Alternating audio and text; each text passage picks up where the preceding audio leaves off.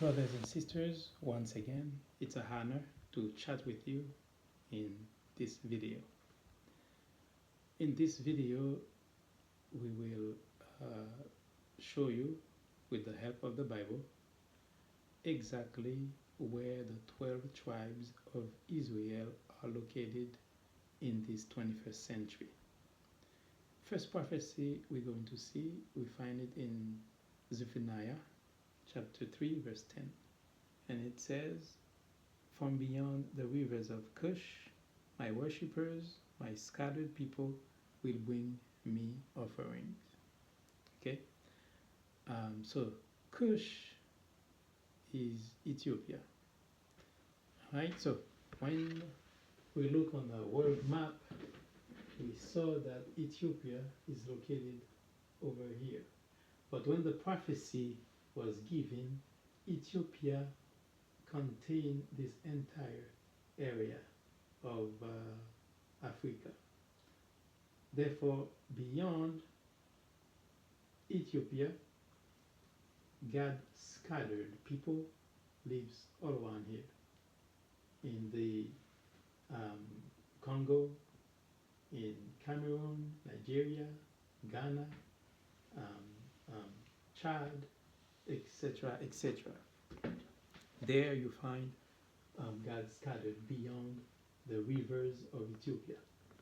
Also, beyond the rivers of Ethiopia, we find the Atlantic Ocean, and that's the ocean in which that they carried in boats our ancestors into slavery. Okay, so they come from here, from the kingdom of Benin, that used to be Dahomey at that time. So they dragged them through here all the way to the Caribbean.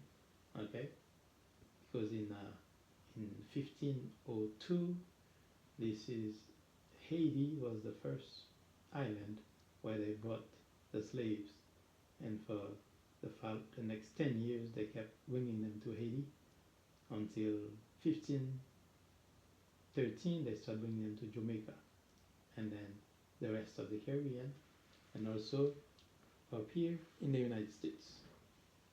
Okay, so all of these areas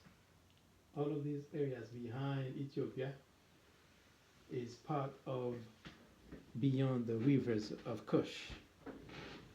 That text and that prophecy shows us exactly where God's people are. Okay. Now the second prophecy we will see together. We find it in Deuteronomy chapter 28. In Deuteronomy 28, this is where, right before the people entered the promised land, Moses gave the Israelites a list of blessings and curses. And in Deuteronomy 28, verses 1 to 14, that's the list of blessings. Conditionally, God would have blessed them if they follow God's rules and obey God's commandments. However, from verse 15 all the way to verse 28, that's the list of curses. And you will see that that God lay out a series of punishment that the people would have gone through if they reject God, if they disobeyed. And we know the story that the people was not an obedient people. They were not willing to obey God.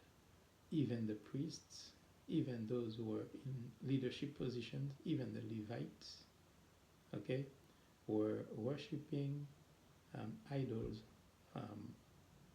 foreign gods, secretly while they were doing the duties of God. Okay, so like the text says, if for instance you live in a country or in a community where in order for the community to have populated, this is how, okay, we went through this already. That's how they brought the people in, okay. This is how they brought people in boat with chains in their neck, okay. If the community you live in or the country you live in, this is how they filled the land with people, then you know where you stand. You know you're part of this group, because this chastisement is solely made for Israel and for one sin only, the rejection of God. So if your ancestors, if your people went through this chastisement, through this punishment, then you cannot deny your identity with them. Okay? And you cannot deny that they're connected directly to Deuteronomy 28, and that they're connected directly to Moses who gave it to them, and that they're connected directly to Moses to God who received, to Moses who received the punishment, the list of punishment from God. Okay? And that makes the connection between God, Moses, the Israelite in the desert, the Israelite in the desert to the slaves that came in, and the slave that came in to us. Okay, there's the connection. However, because of time, in the other videos, I never have time to go through the list deeper, but there's more in that same chapter, Deuteronomy 28. It shows, for instance, if you live in a country or in your community, that there used to be a time when they were in slavery, and that when they grow a garden, okay, the harvest was not belong to them. This is one of the punishment that God said would have happened to the people when Moses gave them the list of punishment. And we find the reference in verse 33 of Deuteronomy 28. Okay? And also in verse 41 says, a pregnant woman among them would go through the 9 months process, and then when it time to give birth, she would go through the labor pain. Okay. However, once the baby come out, the baby does not belong to her or to her husband or to the family. The baby would have belonged to the plantation's owners. Okay, the plantation family as a prep for future slaves. Okay, so and that's Deuteronomy 28:33. If your ancestors went through this ordeal, then you know your identity. And also, we find in verse 30 of that same chapter that a man who has a fiancée ready to get married, the plantation owner can violate her, can abuse her, okay, and whoever else in the family or have power over them can do whatever they want with the fiancé, okay, in his face, okay, and that there's nothing that the man can do about it. If your ancestors went through this, so you know your identity. And also, it shows that if you look at the African American community in the United States, I always ask myself, why so much poverty in a rich country? Why there's a third world community living in a rich country, even though that's not 100%. You have the athletes, okay, who have NBA contracts, who have NFL, who has MLB, okay, contracts, and also other professionals, the actors. And those people make money, all right. But the vast majority, it's a shame the way that the United States treat some of its citizens. It is a shame in such a great country. We find suddenly we find billions of dollars to help Ukraine. We cannot find money to help our own citizens. Okay, so God shows in I believe that in verse 48. Right, that's part of verse 48, where it shows misery. Okay, um, um, um, lack of almost everything. If you look at the schools where it's a minority community, I have that example. In one of the area that I grew up, sort of, in New York. When you look at the village of Spring Valley, for instance, where they know it's a black community, how the schools are run down schools, how in order for the school district to sometime for the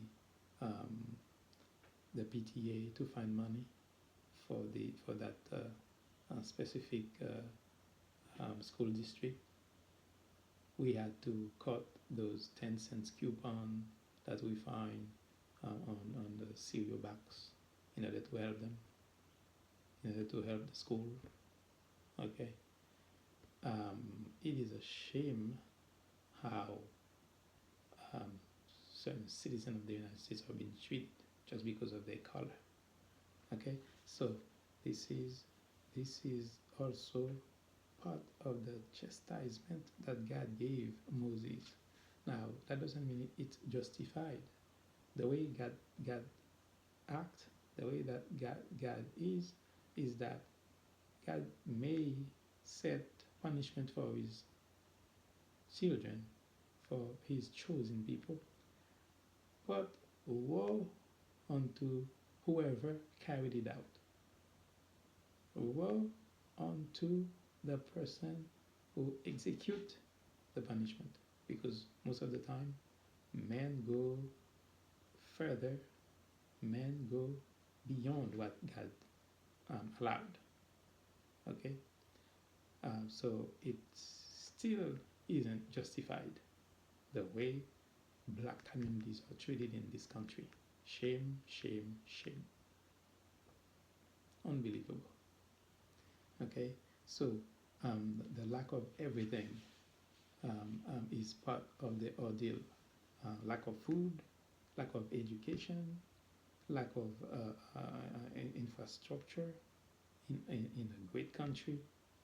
Okay, that's where you find lack of employment. If there's a health crisis, this is where you find it the most. Okay, that's the punishment that follows the generation that comes after those who rejected God. Because when we, after 400 years of slavery, when we opened our eyes, we had no idea who we are, where we come from. Okay.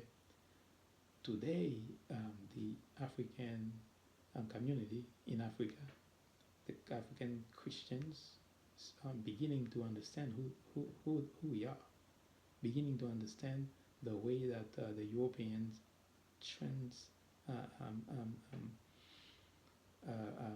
interpret the Bible. They give us certain interpretation that goes in their favor. Many places that God saying something in favor of Israel, they remove Israel and put the church instead. I mean, if you look at the churches right now, it's like Israel is not part of it. It's all about pagan who become Christians. Meanwhile, for years, about 15, 20 years before the Apostle Paul finally went to non-Christians, the first 15, 20 years it was used to be only Israelites converting into Christianity until Paul finally, um, God chose Paul to go to the non-Israelites, to Europe, okay, to Asia. You will see Paul says, I went to Asia Minor, I went to Spain, okay, that's Europe. Where did he come from to go there? They pretend that the Bible is a white book. The Bible is about all white people. God chose a black man named Abraham and a black country named Israel. Okay, it's not about right now. The Bible look like a book that all about a white man and a white country and everything white. Though that notion took come into effect, especially during the Renaissance when Michelangelo um, um, built a white David, a white King David, a white Solomon, a white Moses, and then made a paradise where white people are enjoying themselves, and a hell where black people are burning. And that's where it took off, with Vatican covering it up, with Hollywood pushing it. When you look at a Moses movie, there's almost no black people. I don't remember seeing a black person in a movie that's about a black man in a black country. When they show you a Jesus movie, they barely show you Simon of Cyrene, who helped Jesus carry the cross, as if he was the only black man in the crowd. Okay, when most likely the only white people in the crowd were the Roman soldiers. Okay, so they turn everything upside down, make it look like God doesn't care about black people. God doesn't have room or space or time for black people, and the only reason that we in it is because we go into heaven. Just only hope that we go into heaven, but this is not what it is. God cares about us, and God will prove to the world that He cares about the descendants of Abraham, because He's going to remember the covenant that He signed between Abraham, Isaac, and Jacob. Okay, now the third prophecy that we are seeing, we find it in Isaiah chapter 11, verse 11, and there we read, in that day the Lord will reach out His hand a second time to reclaim the surviving remnant of His people from Assyria, from Lower Egypt, from Upper Egypt, from Cush, from Elam, from Babylonia, from Hamath, and from the islands of the Mediterranean. Now, if you see each of those countries that that is cited in this prophecy, they located in Africa or very close to Africa. For instance, it starts with Assyria, that's Africa. In fact, that used to be part of Israel. Lower Egypt, Africa. Upper Egypt, Africa. Cush, that's Ethiopia. Okay. Elam, that's the Middle East. Babylonia in the Middle East. Hamath, part of present-day Israel, in the Middle East. And the last one is the island of the Mediterranean. That's the highland of the Mediterranean. The Mediterranean Sea, that's the Atlantic Ocean. The island of the Atlantic Oceans that pinpoint exactly where God's people are, where you will find God's people. So no one can give us a different interpretation. No one can tell us otherwise, even though the world try to make us think that God do not care, wouldn't care about poor black people or black individual. They try to make it look like black is a curse. Um, that's not so at all. When we read the text that we find in I believe First Corinthians in First Corinthians 1 verse 27, there the Bible says, I'm reading it in French, translating in French, God has chosen the foolish things of this world to um, shame um, the wise men, and God has chosen the weak things of this world to shame the strong. Okay, so God has a, a reputation of, of grouping around himself things that man sees as inferior, things that people see as no good, as inferior, as unwanted, as undeserving. God has a reputation of gathering those people around him to shame them, to shame the wise, to to make to shame the strong.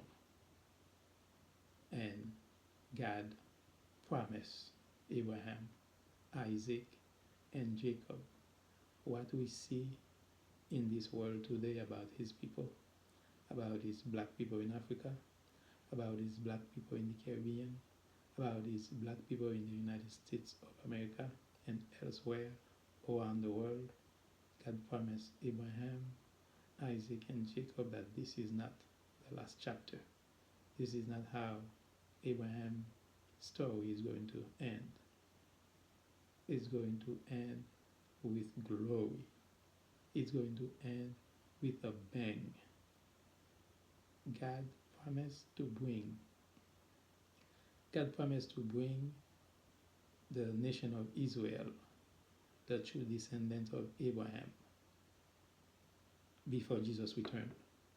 And I'm telling you, God will bring the nation of Israel with a bang where it used to be. People try to tell you that Israel is back. Now, let me show you what Israel today. Where you see that pin, that little blue area, is what Israel is today, where half of it is occupied territory, where the Palestinian lives. The rest of it is where the Gog and Magog descendants live that who call themselves Jews. Okay, that little piece of land, which is only 22,000 square mile. Okay, 22,000 kilometers square. That when I look at even Haiti is larger than this because Haiti is 27,000 square kilometer. However, the Israel that King David was king over was all of this piece of land. This is the Israel that King David and Solomon was leading. However, the land that God gave Israel, that God gave Abraham, was all of this land where Turkey is right now. The Hittite used to live here. Okay, all of this land, because the land of Hittite is also supposed to be part of Israel. So when God established Israel, the Israel God says He will establish, it will cover this entire land, not a comma, not a man-made Israel, not an invented Israel, the real Israel. That reminds me of the story when Abraham and Sarah were trying to help God. And God said, Abraham, next year at this time you will have a son. But when Sarah looked at it, Sarah said, I'm 99 years old. How is it possible? So they tried to help God. Sarah said, just take the servant Abraham, have a child with the servant. Okay, this Israel looked like the same story where people try to help God. God said before Jesus returned, Israel will return. That prophecy will take place. People try to help God by forging an Israel. Okay, meanwhile, an Israel without the descendants of Abraham. That's not what God has in mind. He's not gonna leave his people. God is not the world trying to make black people look awful. That's not God's plan. God is not forgetting his people. God is not forgetting his people. God still cares about his people, about the descendants of Abraham. Ladies and gentlemen, we're going to stop here, and we have proven to you exactly where all the 12 tribes of Israel are located in this 21st century. Until we meet again, may the Lord richly bless you.